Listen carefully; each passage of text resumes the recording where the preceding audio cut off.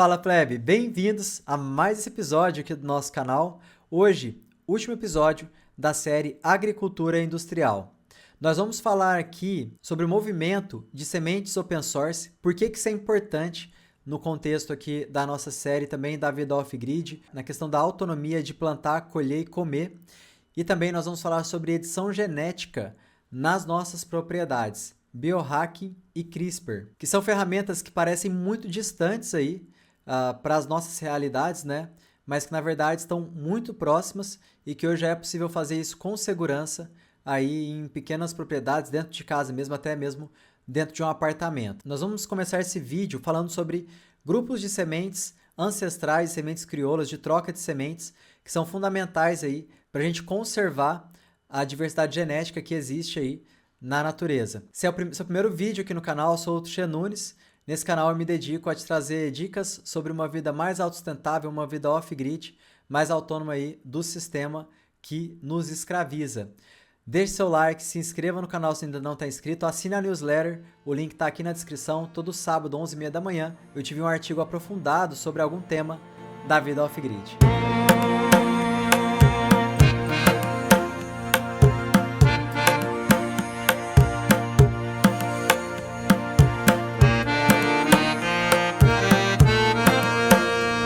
Plebe, para ilustrar essa questão da troca de sementes, sementes ancestrais e sementes crioulas, eu vou trazer aqui o melhor exemplo que eu vejo para a gente conseguir entender isso, que é o exemplo do milho. Bom, a gente está muito acostumado, né, com esse milho padrão, amarelo, que, enfim, que a gente sempre comeu aí desde que a gente se entende por gente, né? Só que, na verdade, o milho é uma espécie nativa, especialmente da região do México, América Central, e que se espalhou também pela América do Sul e pelo mundo, né? E, na verdade, existe uma variedade muito grande de milhos, né? Bom, aqui a gente consegue entender um pouco daquele problema que a gente falou lá no primeiro episódio da série com relação à patente de sementes. Hoje nós temos uma semente patenteada que é líder em plantio, né? Mas também em produção, porque ela é a mais produtiva, ela tem um modo de cultivo que os produtores estão muito acostumados ali na questão da utilização de pesticidas, químicos e tudo mais. Só que, como hoje nós trabalhamos apenas com essa espécie em grande parte, né, que é a patenteada, nós perdemos toda a carga genética, a informação genética de uma variedade enorme de milhos, por exemplo, que nós tínhamos anteriormente. Existem muitos grupos de troca de sementes ancestrais e sementes crioulas que nada mais são lugares onde as pessoas buscam manter esse código genético a salvo, né, ali plantando, guardando a semente, plantando na próxima safra e fazendo isso continuamente conforme os nossos ancestrais. E as pessoas se encontram nesses grupos no Facebook, existe no WhatsApp também, aqui eu coloquei 2 exemplos do Facebook, e também em feiras aí ao redor do Brasil, justamente para trocar essas sementes com outros produtores, né, que também buscam proteger essa herança genética que a gente tem aí com as sementes ancestrais, tá? É um trabalho muito importante, a gente vai entender daqui a pouco mais o porquê disso, e que existem pessoas que são completamente dedicadas a isso, né, que se colocam na vida como guardiões de sementes, ou caçadores de sementes, coisas desse gênero. É uma coisa muito bonita e que realmente a gente precisa aplaudir e incentivar. Bom, e qual que é o problema que essa troca de sementes, movimentos como esse resolvem e por que faz sentido também a gente trazer para a nossa vida autossuficiente, que é o tema aqui do canal? Bom, primeiro, esse tipo de prática preserva a biodiversidade. Sementes crioulas e ancestrais são variedades que foram cultivadas e selecionadas por gerações de agricultores. Elas são adaptadas às condições locais e muitas vezes são mais resistentes a pragas e doenças e condições climáticas adversas do que as sementes comerciais. Preservar essas sementes ajuda a manter a diversidade genética nas culturas, o que é essencial para a resiliência do sistema agrícola global. Bom, se eu tenho um sistema todo clonado, idêntico, e alguma bactéria, algum vírus conseguir romper a proteção química que eu estiver colocando ali, eu vou perder tudo o que eu tiver plantado, ou praticamente tudo. Ao passo que, se tiver uma diferenciação genética de uma planta para outra, mesmo que seja mínima, eu posso de repente conseguir barrar um avanço tão rápido de uma bactéria, fungo, doença, alguma coisa desse tipo. Se você pegar pela memória e tiver assistido o primeiro vídeo, eu falo ali sobre o suicídio de vários agricultores indianos numa região sudeste ali daquele país. E eles suicidaram justamente porque eles estavam utilizando uma espécie transgênica, ou seja, que tinha um padrão genético, né? E mesmo assim, mesmo usando ali todo o modelo, né, que a indústria orientava que fosse usado, eles perderam as plantações por doenças. E aí eles se afundaram em dívida e tomaram essa terrível decisão. Então, é um ponto a se observar, sim, a questão da preservação da biodiversidade, tanto nessa questão de poder ser uma vulnerabilidade na questão de um ataque biológico, mas também na questão de você ter uma genética que pode se adaptar em alguma situação futura de maneira melhor. Por exemplo, a gente tem aí essa questão da mudança do clima. Então, de repente, uma planta que está ok hoje para o cultivo, ela pode não ser adequada daqui a alguns anos para o cultivo, em massa, por exemplo. E aí, dessa forma, nós precisaríamos de outra informação genética para conseguir produzir, né? Então, é mais ou menos isso também que a gente está falando aqui. Na questão da soberania alimentar, ao trocar sementes, agricultores e jardineiros mantêm o controle sobre o que plantam, consomem, sem depender de grandes corporações para o fornecimento de sementes.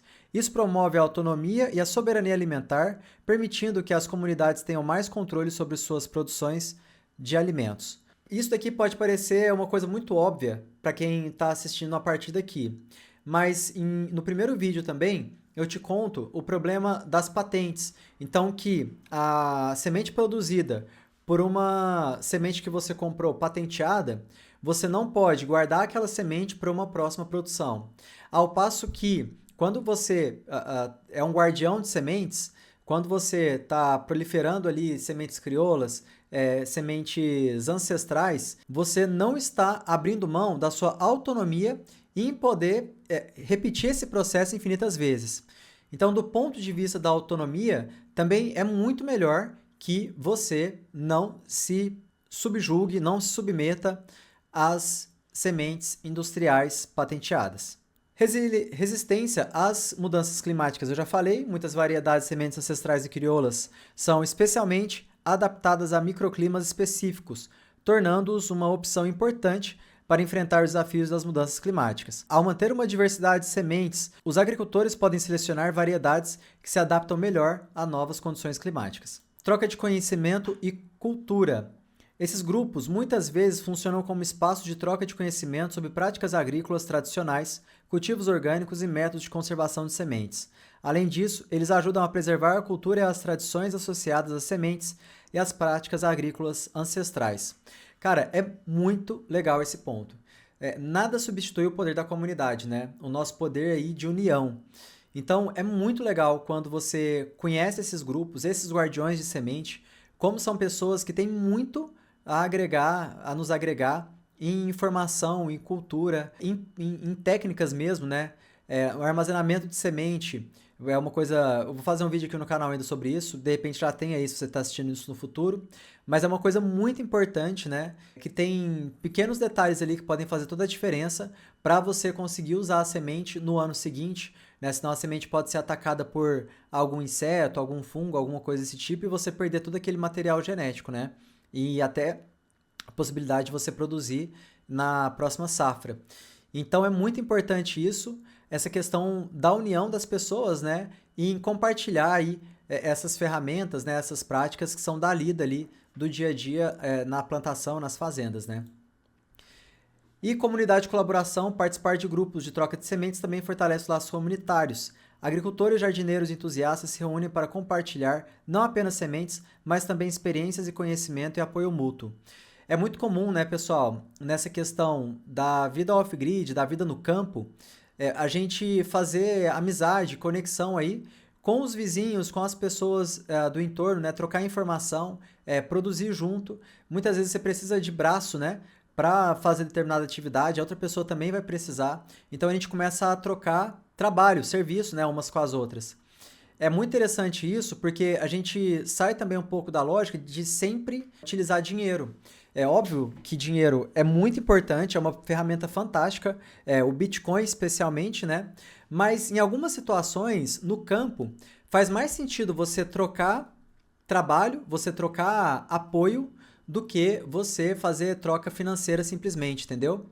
E acaba que isso também é uma coisa muito humana nossa. Os incentivos no campo, eles são incentivos alinhados com a nossa natureza, porque nós somos natureza, né? A natureza está dentro de nós. Então, quando a gente vive uma vida no campo, quando a gente está ligado com os ciclos da natureza e nós estamos em um meio, né, que as outras pessoas também estão ligadas, é muito mais fácil e muito mais comum a gente ter esse tipo de experiência de troca de trabalhos, de informações e tudo, porque faz parte aí da nossa natureza social, né? Essa questão aqui eu sou completamente apaixonado. Você sabe que eu sou um entusiasta da questão open source. Eu fiz um vídeo aqui sobre o movimento open source. Se você não assistiu, cara, assiste depois que você terminar esse vídeo, que é muito importante. Open source nada mais é do que um movimento de software livre, ou seja, que as pessoas pudessem produzir o código, né, o software, ele inicialmente foi pensado para software mesmo, e que outras pessoas pudessem colaborar com esses códigos, né, com a produção desses softwares, para que pessoas do mundo inteiro pudessem utilizar sem custo de investimento aí esse material, né? Então, uma contraposição ao modelo lá da Microsoft, né, de outras empresas também, IBM e tudo mais, que Oracle, que você precisa pagar para utilizar o software. Então, enfim, nesse vídeo eu explico melhor sobre isso, mas o que aconteceu foi que também por causa da questão das patentes, algumas pessoas trouxeram essa coisa do open source, nessa filosofia, para a questão das sementes. Quem fez isso, né? Especialmente assim, quem leva esse movimento hoje ainda de maneira muito forte e precisa, é a Open Source Seed Initiative e a Open Source Seeds. Ou seja, são iniciativas de sementes de código aberto. Então, eles fazem essa questão da comunidade de troca de sementes, né, dessa questão de rede de troca de sementes, assim como existe vastamente no Brasil, só que eles também têm uma questão muito interessante de produzir material genético ou alterar, né, fazer transgenia ali de plantas para aumentar a produtividade delas. Você pode pegar as sementes com eles e o combinado que você tem com eles é que você possa reproduzir essas sementes, passar para outras pessoas, né, ou vender para outras pessoas, sem impedir que essas pessoas possam fazer o mesmo, entendeu? Então, eles têm uma filosofia de liberdade com relação à reprodução de sementes novas. Isso é muito, muito, muito legal. Por exemplo, na Open Source Seed Initiative, que é essa OSSI, eu já fiz um artigo sobre essa ONG aqui, né, esse movimento, lá na newsletter. Eu já falei, acho que uns 4 semanas seguidas sobre isso daqui, porque é muito legal. Mas enfim, a gente entra no site ali deles, nós vemos várias empresas que são parceiras deles ali nos Estados Unidos, ou seja, são fazendas, pessoas que pegaram as sementes deles, reproduzem essas sementes e aí elas vendem ou compartilham essas sementes sem restringir ali essa questão do código genético como a indústria agroquímica faz, entendeu? Então é um contraponto muito interessante. Uma outra questão aqui também é que eles fazem uma alteração genética nessas sementes, né? Por que isso é importante? A gente tem essa visão que a questão da alteração do material genético é uma coisa muito de ponta, uma coisa aí que impossível para nós, réis mortais, fazermos, né? Antes de entrar no como você pode reproduzir isso na sua casa, na sua propriedade rural, eu quero explicar para você qual que é a ferramenta que hoje nós utilizamos para fazer isso. Aqui então a gente está falando de biohacking e CRISPR. Para entender isso, a gente tem que voltar lá no tempo, entre 2001 e 2004 mais ou menos, que foi quando a gente teve ali a decodificação do código genético, né, do ser humano. A gente fez isso com plantas, chegou a fazer com animais também, até chegar no ser humano. E o que é esse código genético? é o livro da vida, né? Que muitas vezes a gente vê como essa referência também. Que é todo o material de instrução, né? Todo o texto que instrui como que o seu corpo vai ser, de repente as doenças que você vai desenvolver ou não vai, qual que vai ser a cor do seu cabelo e tudo que é vivo tem essa codificação também, né? Esse livro aí é genético. Então aqui eu trouxe a capa da Nature e da Science quando a gente estava nesse processo aí de fazer esse registro, né, do genoma humano. Primeiro, né, a gente teve aí esse sequenciamento dessa forma. Hoje a gente tem um sequenciamento também que ele vem com letras, né? Então, como se fosse um texto mesmo, que são formas aí dos pesquisadores, né, dos cientistas da biologia molecular, para entender isso. Bom, aqui, pessoal, eu não vou ser muito específico porque é biologia molecular. Eu estudei pra caramba para conseguir comunicar isso melhor para você, mas é muito específico. Então, assim, não vou me arriscar em ser tão específico. Quero te explicar o geral de como isso funciona para você poder entender como você poderia fazer isso você mesmo na sua propriedade, quais são as ferramentas que a gente tem para isso hoje, tá? Então, o que é CRISPR? CRISPR é uma frase, né, que está resumida aí nas iniciais de cada palavra, mas basicamente é uma ferramenta que a gente usa para alterar o código genético da planta para poder aumentar a produtividade dela. Então aqui, deixa eu ver se... Então aqui, ó, tem essa pesquisa da própria Nature, né, que mostra a utilização do CRISPR para a produção de tomates, que eu acho que era tomate cereja, para que ele ficasse maior, enfim, mais suculento e tal. Então aqui foi eles provando, né, como que era feita essa edição genética para chegar mais vermelhos também, né, para chegar enfim, numa situação que era desejada ali pelos pesquisadores, né? Que é como a gente usa hoje aí nas nossas sementes genéticas aí da indústria agroquímica. Então, basicamente, o que é isso? Vamos imaginar aqui que você tem o código genético, né? Que é o DNA aqui. E tem uma parte desse código genético que, de repente, você quer tirar. Imagina que no caso de uma planta, a gente esteja falando do espinho. Eu quero tirar o espinho dessa planta porque seria mais fácil de colher ela. Então, eu quero tirar essa informação aqui. Bom, tem uma questão de que a informação ela precisa ser igual de trás para frente, assim como acontece com as palavras, sabe? Por exemplo, arara. Você pode ler arara de trás para frente, é a mesma coisa. E, basicamente, o CRISPR ele é um sistema, mas ele também pode ser a ferramenta. Então, imagina o Bitcoin. Bitcoin com B maiúsculo é o sistema Bitcoin, né? Que substitui todo o sistema financeiro internacional. E Bitcoin com B minúsculo é a moeda Bitcoin, que é o meio de transação, mas não o sistema como um todo, né? Então aqui a gente vai ter o CRISPR como sistema e também o CRISPR como a ferramenta em si. Bom, essa ferramenta ela vai editar. Imagina que isso daqui fosse a linha de edição de um editor de vídeo. Não sei se você já editou vídeo, mas você foi editar, tem uma linha de edição e você vai fazendo os cortes ali conforme a sua necessidade, né? Então, perfeito. Você editou. Você, nesse exemplo A, vai colar de novo ali esse material genético, né?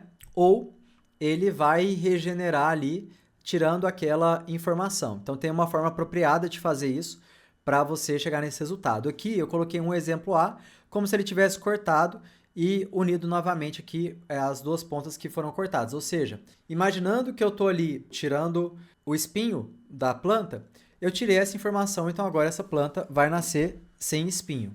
E eu tenho também a opção de fazer esse corte, mas no lugar que existia essa informação, eu vou colocar uma outra informação. Então eu tinha uma informação verde aqui e agora eu coloquei uma informação roxa nesse mesmo código genético.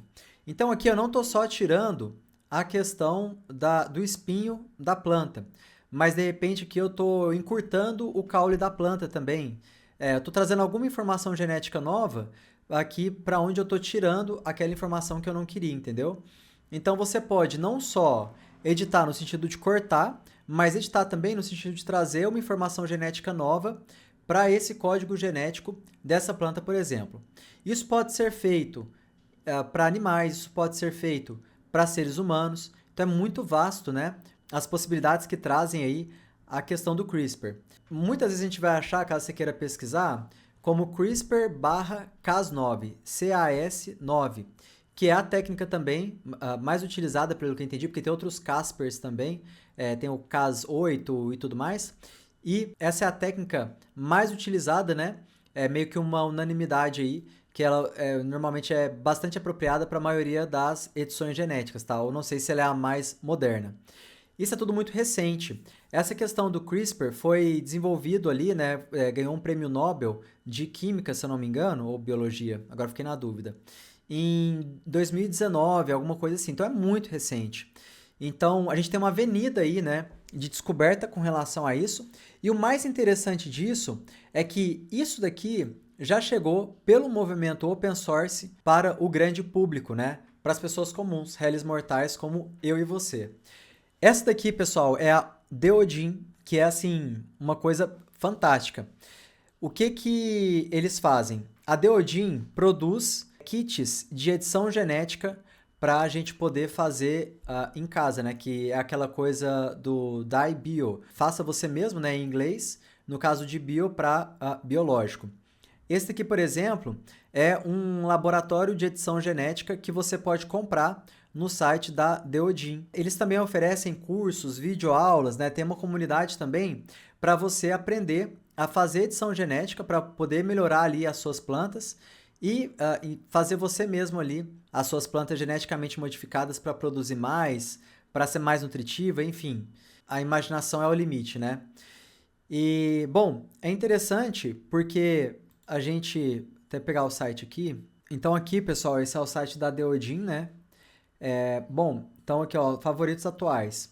Kit de laboratório doméstico, engenharia genética, caro, né? $3.000, de $2.000 a $3.000. Tem aqui o kit de engenharia genética vegetal, enfim, kit de iniciação a design genético, bactérias água-viva brilhantes, para você produzir água-viva brilhante, ó. Enfim, é muito legal. Cara, a iniciativa desses caras é muito legal. Eles estão popularizando, ó, sobre nós. Na Deodin, acreditamos que o futuro será dominado pela engenharia genética e o design genético do consumidor será uma grande parte disso. Estamos fazendo isso acontecer criando kits e ferramentas que permitem que qualquer um faça organismos únicos e utilizáveis em casa, em um laboratório ou em qualquer lugar. Não hesite em nos enviar um e-mail se você não encontrar o produto que deseja ou se quiser um produto em quantidade maior ou menor que o disponível. Quer dizer, são pessoas apaixonadas, né, super dispostas aqui a ajudar a compartilhar ali essa solução, né, que eles estão trazendo e nessa pegada open source também, né, de comunidade, enfim, trazendo toda essa coisa que a grande indústria faz para o indivíduo também ter esse poder e fazer ali na sua casa, né, na sua propriedade. Então, muito legal a Deodin. Graças a ela, a gente consegue entender que faz muito sentido, né, a Open Source Seeds Initiative, que além de compartilhar sementes ancestrais e crioulas, também é uma comunidade de pessoas que modificam sementes para ter maior produtividade e tudo, e dessa forma, então, dá mais poder ali para o indivíduo, já que ele pode reutilizar, né, aquele material genético na próxima safra, pois esse material não será patenteado, que é um critério ali, né, da OSSI para você poder fazer parte da iniciativa open source, tá? Bom, na questão do biohacking, isso já é biohacking, tá? Mas a gente tem uma outra coisa também que eu acho que faz sentido a gente falar aqui, que já é vastamente conhecida aí no meio agrícola de modo geral, nem é uma questão alternativa, tá? Que é a questão, por exemplo, da enxertia. Eu quis trazer aqui como um exemplo de biohacking também, dentre vários outros que a gente poderia utilizar. O que é enxertia? A gente já viu isso várias vezes, deve ter visto em Reels, né, no Instagram, em outros lugares, que a pessoa corta um pedaço de uma árvore e coloca uma outra espécie ali, faz uma forma de um curativo lá, e aí a seiva passa para outra planta e de repente você tem duas espécies no mesmo, sei lá, no mesmo caule, né, alguma coisa assim. Então você tem o cavaleiro, né, e o cavalo, você faz um corte ali, muitas vezes nesse formato aqui de garfo, né, para receber uma outra planta por cima, e aí você deixa aquilo bem vedado, né, bem amarrado ali, como se fosse um curativo feito numa pessoa, num braço, né, que foi cortado, por exemplo, para que ele se transforme em uma coisa só, né? E aí é assim que é feito o processo. Parece uma coisa que de repente que não faz muito sentido, né? Nossa, eu tenho uma planta, para que que eu vou colocar uma outra planta, né? Fazer esse Frankenstein aí de uma planta com a outra. Mas é muito, muito, muito legal, eficiente e interessante que seja usado. Aqui a gente tem um exemplo da Embrapa com a araucária, né? A araucária, ela produz o pinho, né? O pinhão, só que ela demora de 12 a 15 anos para fazer isso. Então ela vai crescer, vai ficar enorme, só para depois ali com 12, 15 anos conseguir produzir alguma coisa, né? E, bom, o que acontece? Será que você vai ter caixa suficiente para investir de repente em araucária, em produção de araucária, de pinhão, essas coisas todas, para esperar essa produção durante 12 a 15 anos, né, para você começar a gerar esse negócio? Então, fica inviável economicamente, né, para a gente pensar aí num médio, curto prazo, né? Então, o que que eles fazem? Tem fazendas aí experimentais da Embrapa com relação a isso. Tem várias reportagens aí na internet também, se você quiser pesquisar, faz muito sentido. Eles colocam uma planta, né, de um crescimento rápido ali no caule e fazem esse corte. E o que que eles fazem? Eles cortam uma desses galhos aqui da araucária. Então, é onde está desenvolvendo aqui, eles cortam. Então, na verdade, eles não vão pegar o topo da araucária, eles vão pegar uma desses galhos aqui. Eles colocam esse galho enxertado em uma outra planta. Tem uma planta específica, agora eu esqueci, mas eles colocam um desses galhos aqui. E aí você tem uma produção mais rápida, uma produção que era para ser de 12 a 15 anos, passa a ser de 5 a 7 anos. Você já consegue produzir pinhão nessa araucária aqui enxertada. E uma outra coisa interessante também é que o pinhão ele é muito difícil de ser colhido, né? Porque a araucária ela é muito alta. Quando você faz essa enxertia, você vai ter o pinhão sendo produzido, de repente, na altura ali do seu braço. Então, fica muito mais fácil realizar a colheita desse pinhão aqui com essa solução biohacking, né? Que a Embrapa também traz para a gente. Então, é muito interessante. Bom, pessoal, aqui então a gente vai entrar na conclusão desses 6 vídeos, né? Que foi a série Agricultura Industrial. E tem alguns pontos importantes que eu queria trazer para você aqui, depois de tudo isso que a gente falou durante esse mais ou menos 2 meses aqui no canal, né? Porque foi intercalado. Primeiro, a questão, fazendo uma diferenciação de uma coisa com a outra, né? Da agricultura convencional para essa alternativa que eu te apresentei aqui nessa série. Então, na convencional, a gente tem sementes patenteadas, problemas legais com relação à reprodução aí dessas sementes, a qual código genético está na sua propriedade e tudo mais, e os riscos com propriedade intelectual, né? Que é tudo a mesma coisa aqui, é o mesmo bolo. Em contrapartida, nessa alternativa trazida, né, aqui pelo nosso projeto, a gente tem sementes próprias, genética aprimorada na propriedade e variedade genética maior, que é o que a gente está falando aqui especialmente nesse vídeo, né, trazendo essa perspectiva. Na questão também da agricultura convencional, a gente tem essa percepção do solo, né, como apenas um repositório químico, que é o que a gente falou ali no segundo episódio, quando a gente fala sobre solo. E o risco, né, desses químicos, né, durante a aplicação na saúde do ser humano, ou de repente quando não é respeitado ali o período de quarentena para o transporte e consumo das pessoas ali desse alimento. Além de outras externalidades negativas, né, com a aplicação aí de químicos nas propriedades, né, nas lavouras.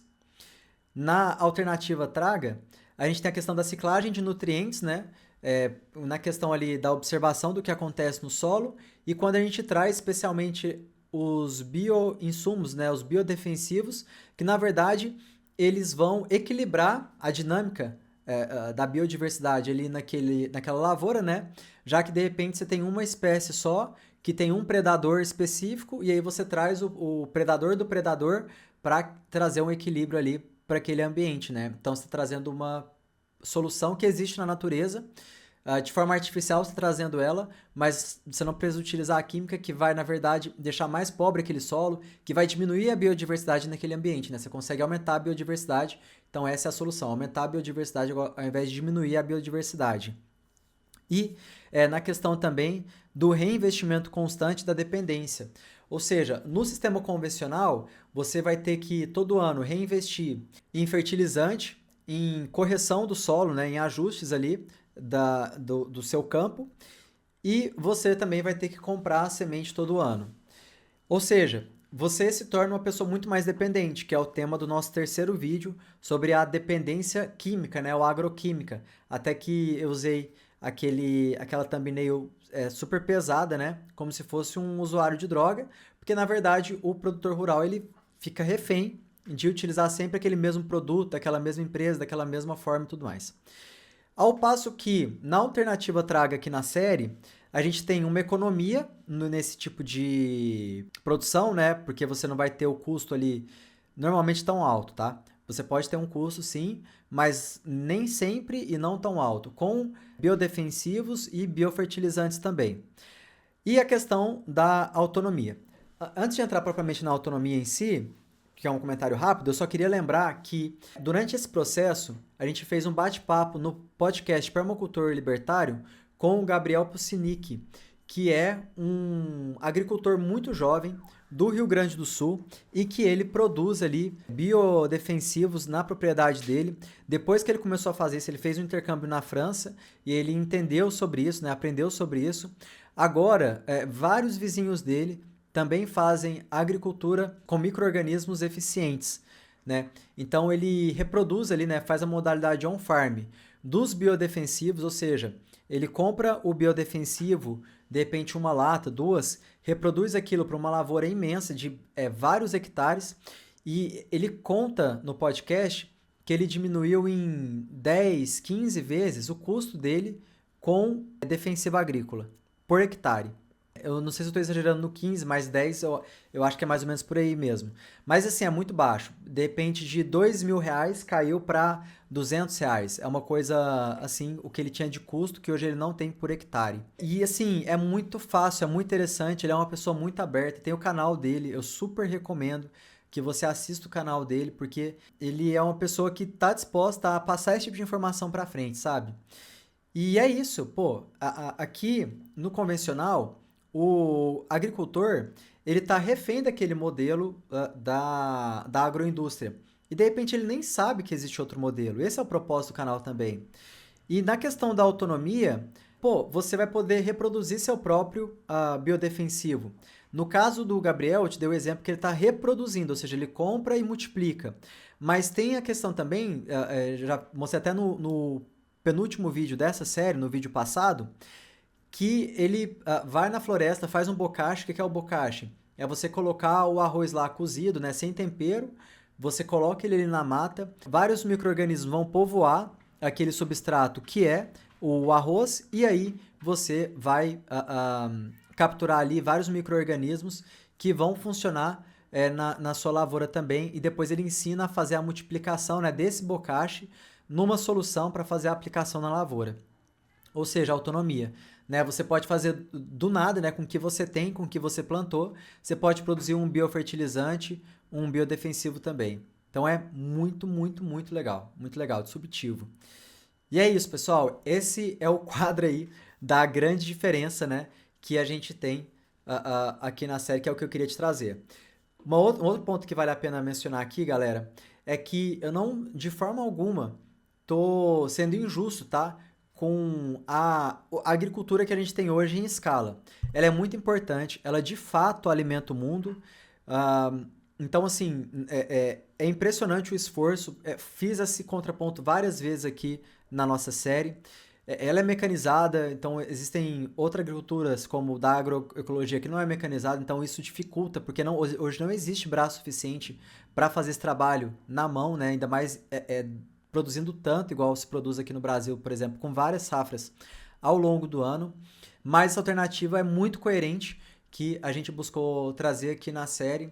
E mesmo pensando em monoculturas em larga escala, é uma alternativa viável, tá? Essa que eu te apresentei aqui.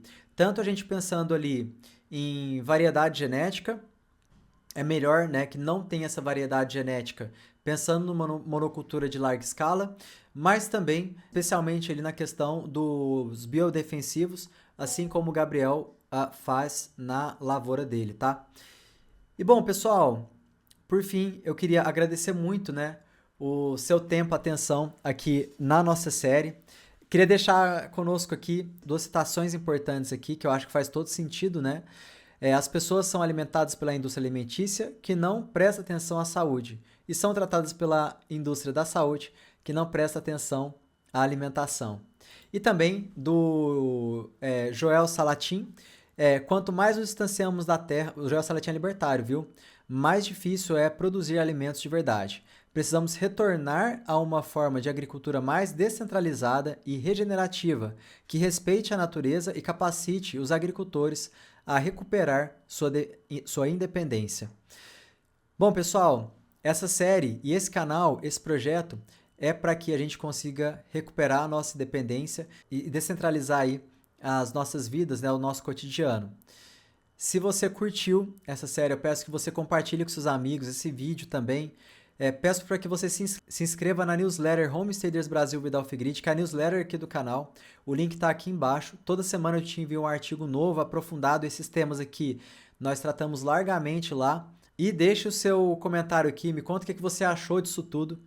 É muito importante aí essa interação com vocês. A gente está buscando criar uma comunidade aqui para espalhar para o maior número de pessoas, né, essas ferramentas, que a gente consiga reproduzir isso nas nossas propriedades e, enfim, informação de qualidade também, autonomia. Muito obrigado, te desejo vida, liberdade, propriedade. Até a próxima. Obrigado por assistir o vídeo até o final. Seja você também um propagador de ideias e ferramentas que promovem a transição para uma sociedade mais autônoma, ética e descentralizada. Além de curtir, compartilhar e se inscrever no canal, considere se tornar patrocinador pelo Apoia-se. O link está na descrição. Mais informações sobre o nosso projeto, consulte os links que aparecem na tela.